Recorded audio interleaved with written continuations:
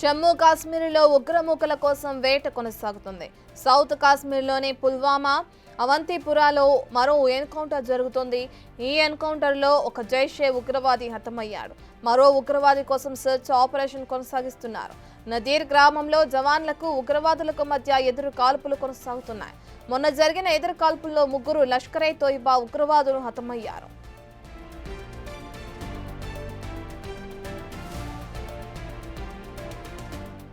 Right, south కాశ్మీర్లోని కొన్ని ప్రాంతాల్లో మరో ఎన్కౌంటర్ జరుగుతుంది. ఎన్కౌంటర్ కి సంబంధించిన పూర్తి డీటెయిల్స్ అందించడానికి మా ప్రతినిధి శివ అందుబాటులో ఉన్నారు. రైట్ శివ, ఇప్పటికే ఒక జైషే మహమ్మద్ ఉగ్రవాది హతమైనట్లు కూడా తెలుస్తుంది. దీనికి సంబంధించిన డీటెయిల్స్ ఏ విధంగా ఉన్నాయి శివ?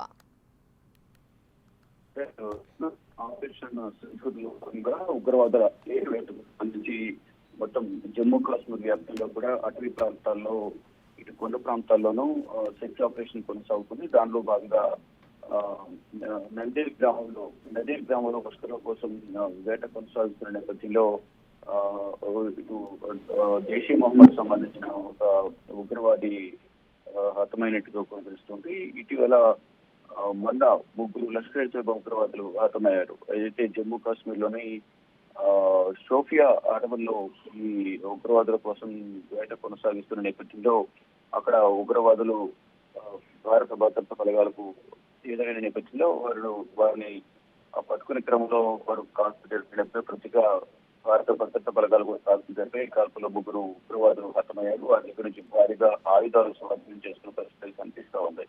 మరోవైపు ఈ రోజు కూడా ఈ జమ్మూ కాశ్మీర్ లో మరో ఎన్కౌంటర్ చేస్తుంది. 48 గంటల్లో 2 ఎన్కౌంటర్ గా కూడా దీన్ని చెప్పుకోవచ్చు. కోసం ఈ వేట కొనసాగుతుంది. ఉగ్రవాది కోసం గాలి చర్యలు చేపడుతున్నారు. మొత్తం